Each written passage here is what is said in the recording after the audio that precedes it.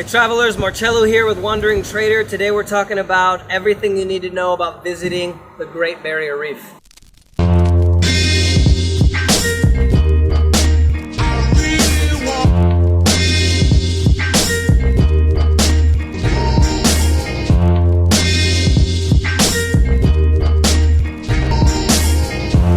First and foremost, you need to go to Cairns, is the airport.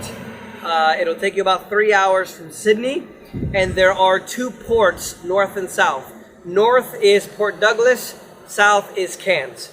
I do not recommend you stay in Cairns. It's kind of a hole. Not a lot of stuff to do, not a lot of nightlife either. Most people come here and stay in one of the northern beaches or a little bit further away. This is Clifton Beach. Highly recommend it. We found an Airbnb, beautiful house, 5-6 bedrooms, a few bathrooms. We got a pool. We invited some friends over. It's been great so far.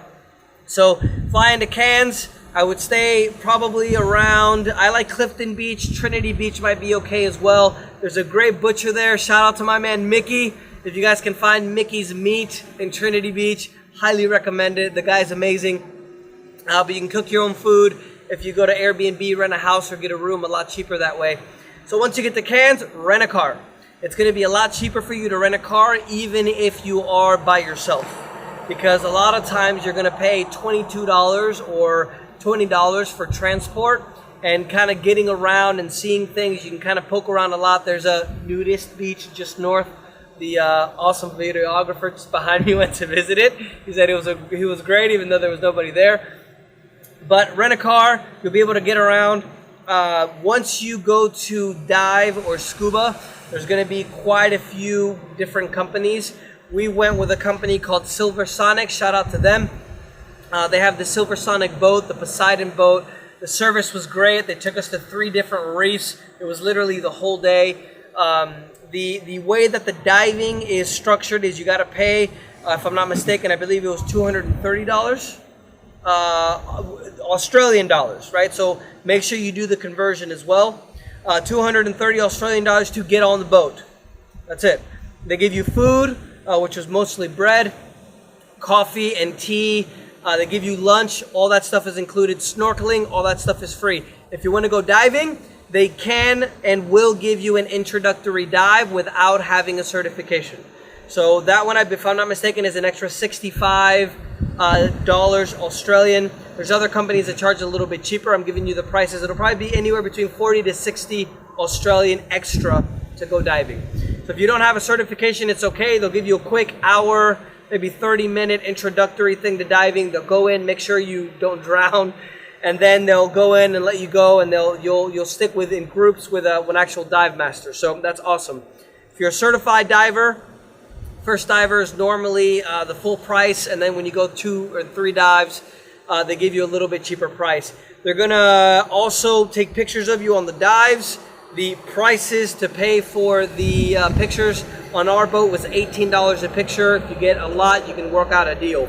So that's essentially how the trips work with the diving to go into the Great Barrier Reef. I would recommend you guys go twice.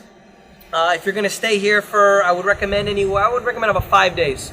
So get here, get a car, relax, get your food, and then the first day, book your trips for the following days. So if you get here on a Sunday, for example, on Monday, book your trips for Tuesday, Wednesday, Thursday, Friday. I recommend going skydiving. Shout out to Tandem Cairns. It's not Cairns, by the way. They pronounce it Cairns.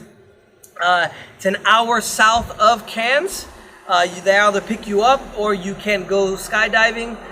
You can land on the beach so you can see the entire coastline. If you're lucky on a clear day, you can see the Great Barrier Reef, which is amazing. Highly recommend that. Scuba diving, skydiving. After that, you can go to the rainforest. They have a Daintree rainforest here. You can go hiking. It's free unless you want to go on a tour.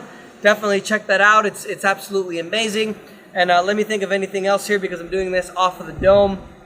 The beaches in the north are great. A lot of free things you can do. There's public transport if you guys want, but definitely recommend getting yourself a car.